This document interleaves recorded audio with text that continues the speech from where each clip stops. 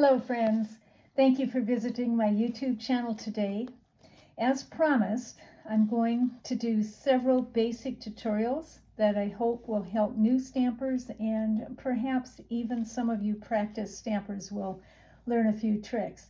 Today's video is on watercoloring, and unless you want a more elegant effect like this beautiful black and white card, you're going to want to do, when you have your line stamp, you're going to want to color in, add a little color, such as this one here that we're using today.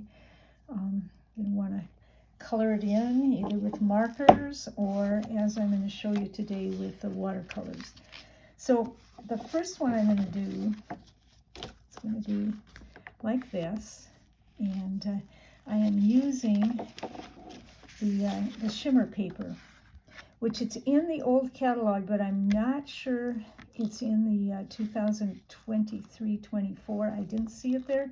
So if you don't have it, you better hurry and get it from the old catalog.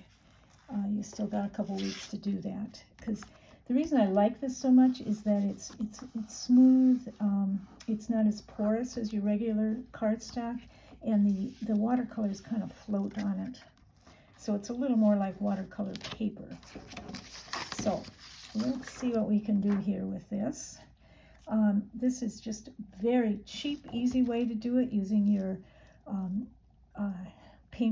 water painters, and your stamp pads. So let's start with blue. That's always a good place to start. And what I've done is just opened up my ink pads and made a little palette of blue here. And I think I'll use a bigger brush with a lot more water to give that washy watercolor look to my sky, to my water.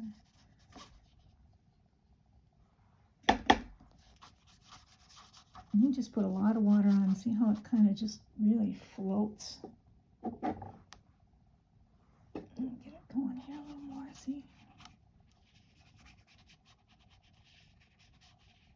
I'll have to cut that edge off. So that just gives me a nice little base color. And then just wipe use a paper towel to wipe your brush off. And I think I'll start with brown here. Give them brown pants. And it's perfectly all right to leave some open areas and some lighter areas. It probably needs brown here too, maybe a little darker. And skin tones are a little difficult here because I don't have a real skin color, but let's just kind of make it a little more so they don't look too pale.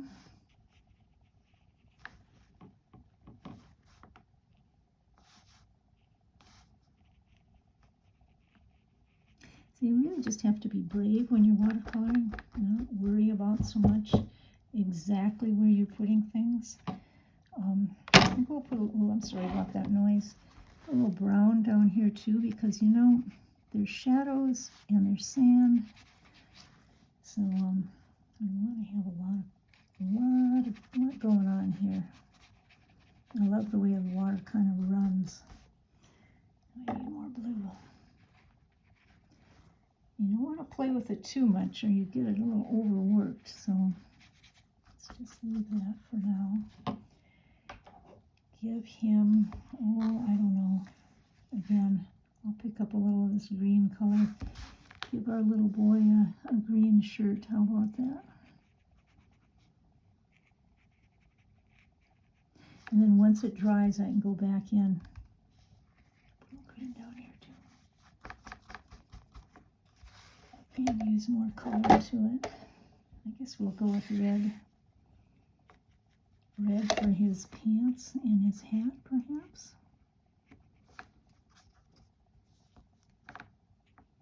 And like I said, we'll go back over it when it dries. We could almost just leave it now, leave his shirt white, but just for fun, let's give him a blue shirt. Kind of a gray blue, how about that?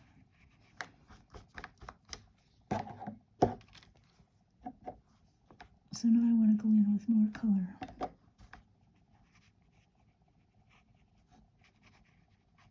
Oh, I like that. It's always fun to see, you know, watercolors always kind of, they turn out different. Every one is a little bit different. And that's what's really fun about it. Now, if I was not in such a rush, I'd probably let this all dry a little more.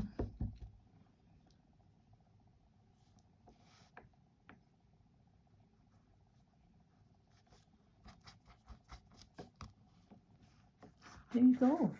Now we just cut that edge off, cut off our mess, and that was about as simple as it can get. Now, my next one, I'm going to show you how to use the watercolor pencils. And that's fast and easy as well. And for that, I'm just using cardstock, regular cardstock. So, oh, I don't know. What should we do? Let's give him a blue shirt. And I'm going to do it quite dark where the creases in his shirt is.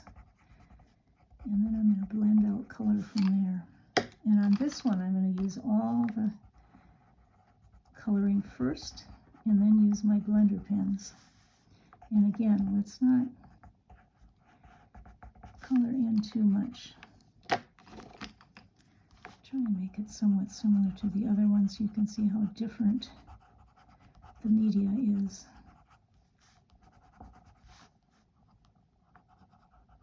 So you want to have fairly good pens. Making brown pants. And I think the watercolor pencils that Stampin' Up! Sells are pretty good. You get a nice little variety there. So skin tone, this is going to be more of a challenge. Very light. Just a light brown.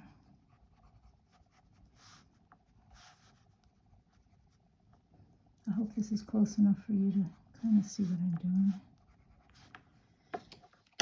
And then we need lots of water. Love the water.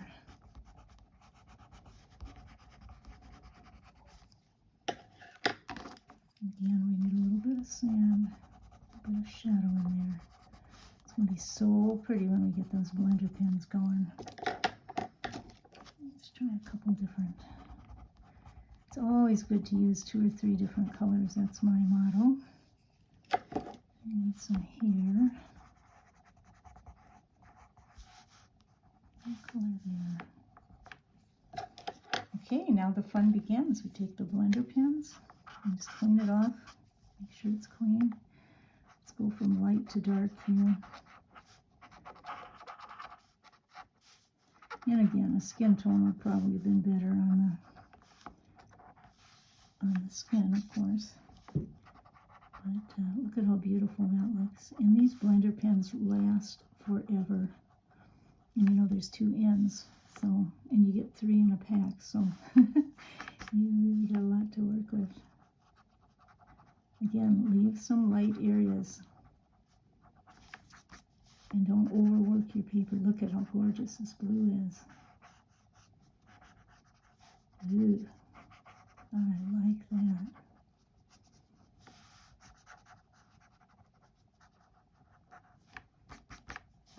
And then the brown pants. Nice and dark.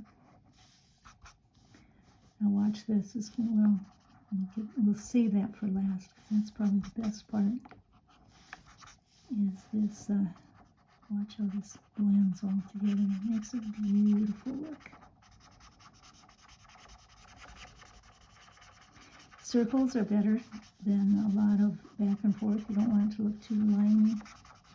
So I always recommend the circle look. So there you are, and I would say put that onto a nice backing. Here's one that I did with the backing of color, and here's an earlier one. I love the way that water kind of bleeds out. So practice, practice, practice, and have a lot of fun. Thanks for coming by.